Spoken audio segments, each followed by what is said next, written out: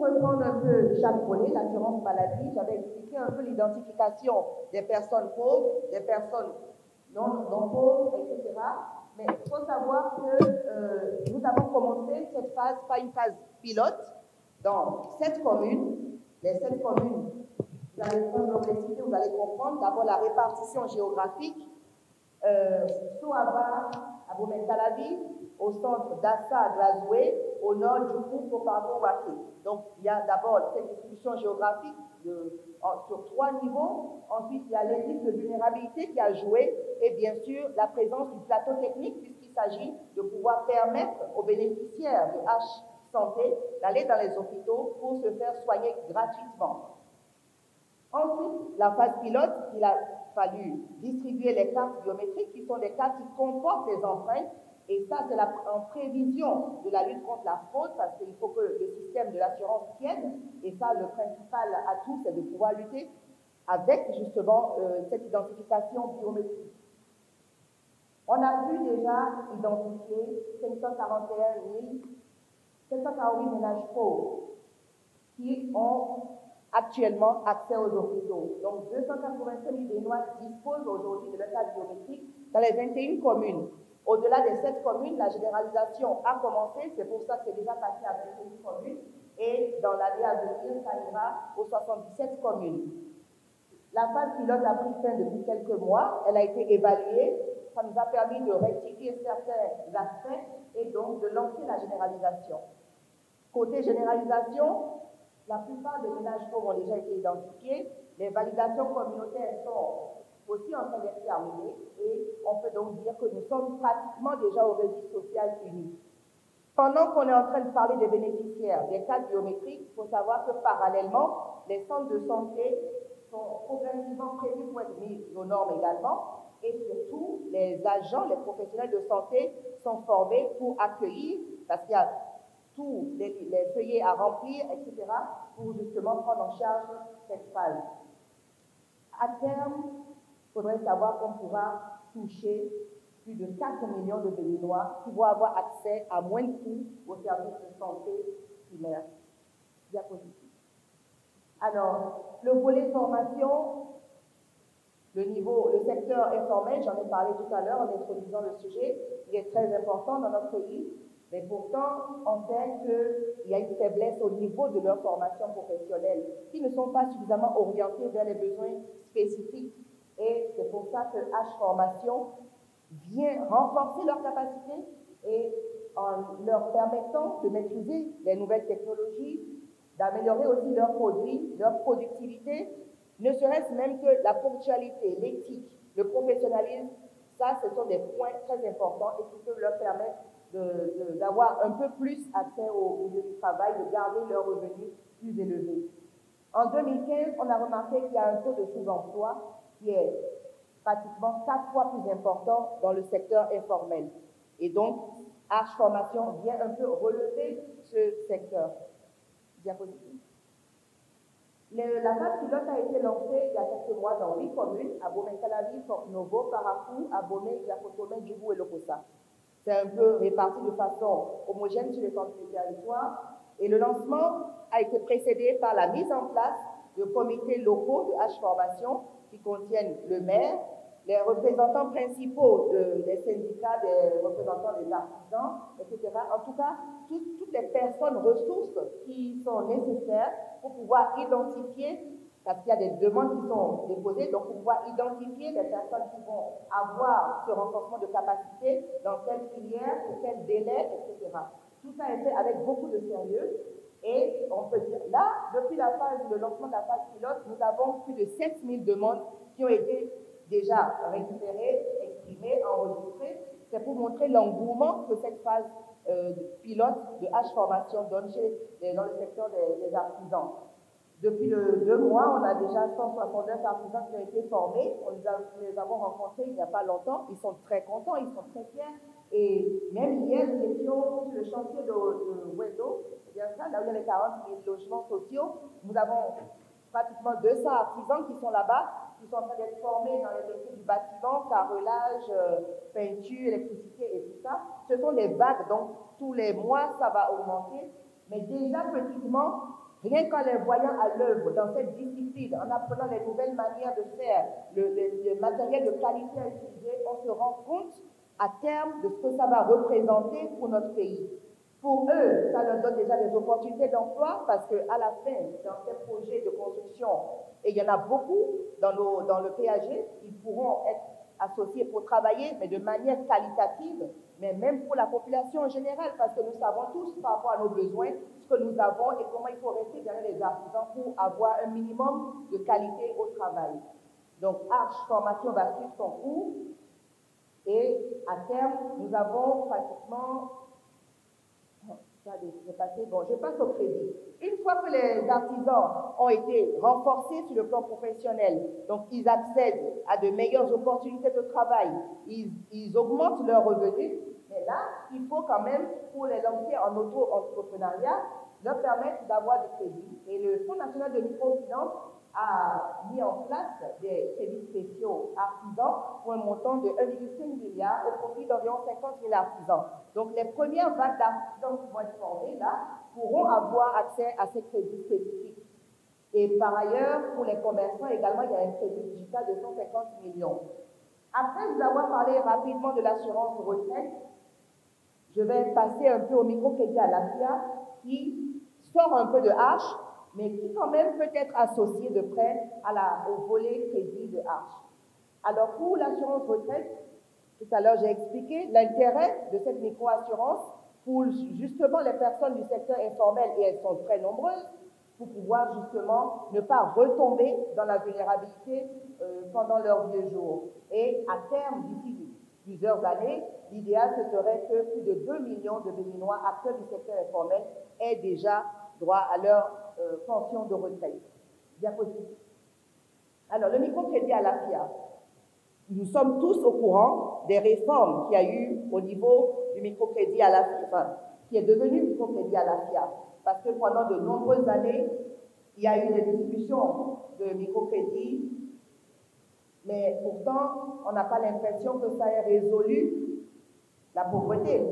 Mais c'est ça le but de la microfinance, puisque nous savons que pratiquement plus de 75% de la population n'arrive pas à avoir des crédits en banque et n'ont pas forcément besoin de gros montants. Ce sont nos mamans qui ont besoin de petits montants pour lancer des petits commerces, mais elles ne savent pas vers qui se tourner. Et il y a eu beaucoup de bruit sur le microcrédit, pourtant ça n'a rien changé. Ça n'a rien changé peut-être parce que les vraies personnes qui avaient besoin n'avaient pas eu. Il n'y a pas de traçabilité, donc on ne peut pas faire le point. Par contre, ce qu'on sait après les réformes, où le microcrédit a été digitalisé, on peut, avec précision, dire dans telle localité, voilà le montant qui a été décaissé, voilà le montant qui a été remboursé, qui sont les personnes qui n'ont pas remboursé, à tel système financier décentralisé, le FNM doit de l'argent ou vice-versa. Donc tout ça est peut-être suivi avec le numérique. Et c'est vraiment la réforme majeure qu'il y a eu. Il y a eu d'autres réformes également par rapport au taux d'intérêt, parce que peut-être que dans le passé, celles qui ont eu des microcrédits, il y avait tellement d'intérêt, il y avait tellement de frais supplémentaires qu'elles ne pouvaient pas avoir des bénéfices qui leur permettaient de sortir de la précarité. Donc on a réduit les taux d'intérêt, qui sont passés de 8,5 à 4%, et puis tous les faux frais du début, les cartes magnétiques, tout ça, ça a été supprimé. Et par le canal digital, donc avec les compagnies MTN et Move, il y a également des frais. Quand on fait les mobile money, nous savons qu'il y a des frais, et ces frais-là sont pris en charge par l'État. Donc, les bénéficiaires, pratiquement, lorsqu'elles prennent, parce que la majorité sont des femmes, bien que ce ne soit pas fermé aux hommes, quand elles prennent 50 000, elles remboursent 2 000 francs d'intérêt au bout de 6 mois, et quand elles remboursent bien au bout de 6 mois, elles peuvent passer à 100 000, et dans le nouveau crédit qui va pour se poursuivre, au cours du deuxième quinquennat, nous allons augmenter les montants qui vont justement dépasser ces montants de 100 000, 200 000, pour aller beaucoup plus loin. Diapositive. Donc, au 30 septembre dernier, cela fait à peu près 1 an que l'AFIA a été lancée, il y a eu plus de 100 000 bénéficiaires qui ont été impactés avec un montant pratiquement de 6 milliards. Mais il faut savoir que nous avons 10 milliards par an qui sont réservés exclusivement au microcrédit à l'AFIA. Cela ne prend pas en compte les lignes de crédit artisans, l'agriculture, etc. Et on aurait pu dire, mais pourquoi est-ce que, parce que nous sommes à 2 mois de la fin de l'année, pourquoi est-ce que les 10 milliards n'ont pas été déjà distribués? Parce que justement, c'est structuré et que ce n'est pas parce que les 10 milliards sont là qu'il faut, ce n'est pas des montants de campagne à donner, c'est vraiment pour structurer quelque chose. Donc, il faut prendre le temps. Les SFD sont là. Il y a des SFD avec qui nous avons parfois quelques difficultés. C'est pour ça que nous avons complété les systèmes, les institutions de PADME pour pouvoir les déployer davantage dans les localités où les SFD ne sont pas suffisamment implantés. Et il y a d'autres avantages, évidemment, l'éducation financière, parce que si on donne des microcrédits à des dames qui ne savent pas comment faire, comment les utiliser, comment faire des économies, comment épargner, donc ce n'est pas profitable pour elles. Il faut qu'on les éduque et c'est que comme ça que les microcrédits peuvent servir leur fonction véritable, qui est de sortir des personnes vulnérables de cette pauvreté-là. Diapositive. Les leçons apprises sur l'assurance santé universelle avec ARCH, nous avons considérablement amélioré notre système d'identification des cibles. Et comme je disais tout à l'heure, cette identification a permis de savoir, on peut dire dans le registre social unique, nous avons tel nombre de personnes qui vivent dans telle région avec tel montant, avec tel type de handicap, avec telle particularité. Et ça, c'est important parce que cela nous permet de mettre une politique sociale structurée vraiment en place. Bien sûr, cela sert Arche, mais au-delà de Arche, il y a d'autres programmes que cela peut servir à cause de la fiabilité de ce registre et à cause de la traçabilité de tout ce que nous faisons. Sur le microcrédit, comme je l'ai dit tout à l'heure, la digitalisation a beaucoup aidé en sécurisant et puis en facilitant aussi l'accès aux populations, puisque grâce au téléphone, même sans y aller, on peut facilement après faire les remboursements, etc. Et il y a aussi une certaine discrétion. On peut aller. Les défis, les perspectives. Donc, structurer le financement des artisans à travers le dispositif H microcrédit et le système classique bancaire, mettre en place la ligne de financement de 50 milliards de francs CFA et une ligne de garantie de 20 milliards au profit des acteurs de l'artisanat, intensifier à la fois par le canal digital pour faciliter l'accès aux services financiers à une plus grande proportion de la population et aux femmes. Généraliser donc le volet assurance maladie. Donc on était à 21 communes. Là, nous devons, dans les mois, années à venir, vraiment boucler les 77 communes, pouvoir permettre que toutes ces personnes puissent aller dans les hôpitaux qui sont déjà prêts pour les recevoir, avec les agents formés, etc., avec les lecteurs d'empreintes biométriques, les feuillets disponibles, les médicaments génériques à donner gratuitement, tous ces éléments qui constituent la chaîne de l'assurance maladie. Et donc, j'ai parlé du registre social unique, l'impression des cartes biométriques au reste des personnes dont la validation communautaire sera terminée, la mise en œuvre de la phase pilote du crédit spécial artisan, la généralisation du crédit à d'autres catégories socio-professionnelles, donc pas que les artisans, mais qui sont quand même dans le secteur informel. Nous avons des commerçants dans le secteur informel. La généralisation du volet formation, comme je l'ai dit, qui connaît un grand engouement, il faut maintenant pouvoir aller au-delà et généraliser partout, que tous les artisans dans le pays puissent avoir accès à ce renforcement de capacité et accroître leurs revenus, et bien sûr déployer le système de l'assurance retraite. Je vais finir par quelques autres actions sociales qui sont importantes à souligner, même si ça sort un tout petit peu du cadre de Arche, et je ne peux pas ne pas parler des groupements de femmes ruraux, des groupements ruraux qui, justement, sont constitués de au minimum une vingtaine de femmes. Il y en a beaucoup qui ont été appuyées ces dernières années. Appuyées, ce n'est pas avec des financements, mais c'est avec du matériel de transformation, des équipements. Ces équipements qui permettent aux femmes d'avoir un travail moins pénible. Donc, avant, elles utilisaient peut-être la main pour faire certains travaux. Ça leur permet, dans la transformation du manioc, du maïs, de l'arachide, du beurre de karité, etc., elles ont des machines qui leur facilitent la vie, qui augmentent également leurs revenus, qui leur font gagner du temps. Et nous savons derrière un groupement de femmes rurales combien de personnes vivent de ces bénéfices-là. Donc, c'est pratiquement 2,5 milliards qui ont été injectés dans ces équipements de transformation.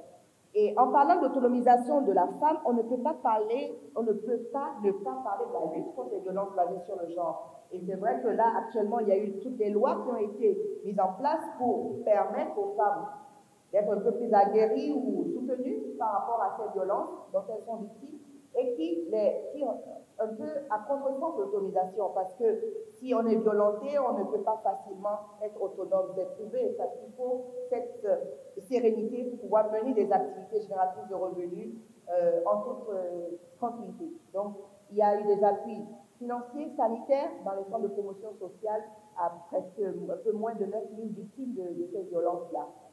Et bien sûr, tout ce qui concerne l'artisanat pour l'équipe d'apprentissage, après l'apprentissage d'installation, évidemment, diapositive.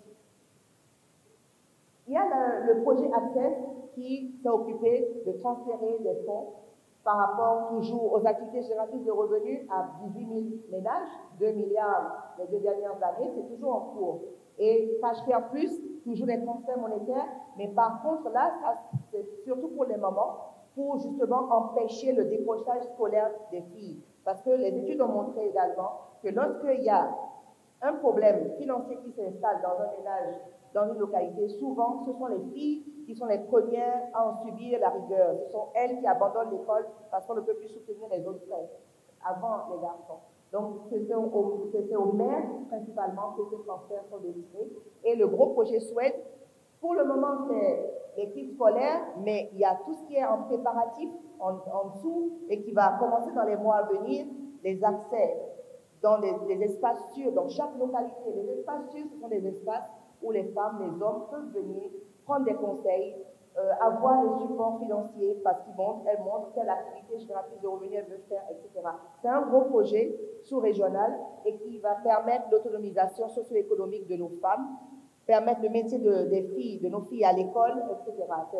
C'est vraiment un large projet et qui, je pense, dans les 2 années à venir, vont changer le cours du destin de beaucoup de nos femmes et de nos filles. Diapositive. J'avais parlé tout à l'heure de la récupération des malades mentaux errants, qui a une politique. C'est vrai, je ne peux pas vous donner des chiffres, je ne peux pas vous dire qu'on n'en a pas pris 2000, heureusement qu'il n'y a pas autant non plus de malades mentaux errants dans nos villes. Mais il faut savoir que ça, c'est le social pur. Parce que ces malades mentaux errants, comme je le dis, ça peut être vous et moi. Ce sont des personnes qui se retrouvent sans famille, qui se retrouvent dans la rue, et sans personne, qui n'ont pas accès au minimum de sécurité, le minimum alimentaire, etc. C'est l'extrême vulnérabilité par essence. Et pouvoir les récupérer, pouvoir les faire soigner, pouvoir les réinsérer dans la vie, je pense que ça, c'est vraiment du social pur. Bien sûr, il y a les appuis aux personnes qui vivent avec des handicaps, aux parents qui accouchent de triplés ou de grossesses multiples et qui sont très, surpris par rapport aux dépenses subies par rapport aux grossesses, les sinistrés qui sont victimes des catastrophes et autres. Pour toutes ces personnes, quand on parle du service social, bien sûr, nous voyons l'appui numéraire à donner, nous voyons l'appui en matériel pour ceux qui ont été victimes d'incendies et consorts, mais vous ne voyez pas l'appui psychosocial aussi qui est essentiel. Parce que quand on s'occupe des hommes, il faut leur parler, il faut les écouter, et c'est ça la première aide. Et les services sociaux que nous avons 85 centres de promotion sociale qui sont répartis sur le territoire, les assistants sociaux qui y travaillent, c'est leur principal, leur premier rôle, c'est celui-là. C'est vraiment d'aller vers les personnes qui sont sinistrées, vers les personnes qui subissent des conséquences des risques sociaux divers pour leur apporter cet appui psychologique et ensuite voir avec eux comment régler les autres types de problèmes qui sont présents.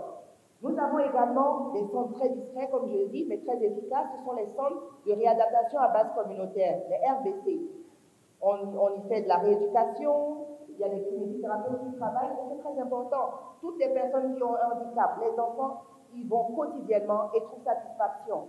Et reste, ça reste beaucoup de problèmes. Et il y a toutes les vagues d'opérations chirurgicales pour justement les enfants qui sont porteurs de malformations et autres.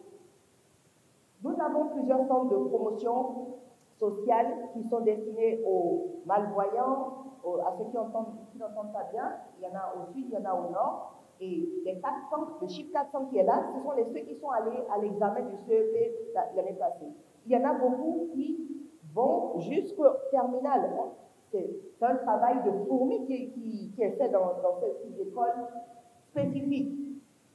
Et bien sûr, il y a toutes les bourses qui sont données également aux étudiants qui arrivent à passer des caps, mais qui malheureusement vivent avec un handicap. Le ministère des Affaires sociales s'occupe beaucoup de l'inclusion sociale et donc s'occupe de toutes ces cibles que vous voyez à travers ces diapositives. Et bien sûr, les orphelins, les OEB et enfants vulnérables, il y a tout l'accompagnement scolaire, nutritionnel, les kits scolaires, etc. Diapositive. Nous arrivons à la fin, je ne pense pas avoir épuisé mes 45 minutes, mais au regard de tout ce qui précède, pensons que vous constatez avec nous, en faisant l'état des lieux un peu, que des efforts louables ont été quand même faits par le gouvernement du président Patrice Talon en termes de social pour soulager, pour accompagner les plus vulnérables. Et comme l'a reprécisé le porte-parole du gouvernement, ce deuxième quinquennat qui est déclaré, qui est déjà vu comme un quinquennat hautement social, toutes ces actions qui ont été décrites ne vont faire que se renforcer, se poursuivre. Et dans le discours que le chef de l'État a fait lors de son investiture le 23 mai dernier, il a affirmé, avec toutes les avancées qu'il y a eu, qu'il s'agit à présent de transformer l'essai que constituent ces avancées, qu'ensemble nous avons réalisé, diapositive. Transformer l'essai, c'est aller le plus loin possible sur le chemin du développement. Et les défis, les perspectives que nous avons énumérées nous engagent donc sur le chemin de développement social qu'avec le chef de l'État, nous avons dorénavant accepté d'emprunter pour aller le plus loin possible. Donc, je pense que c'est la fin.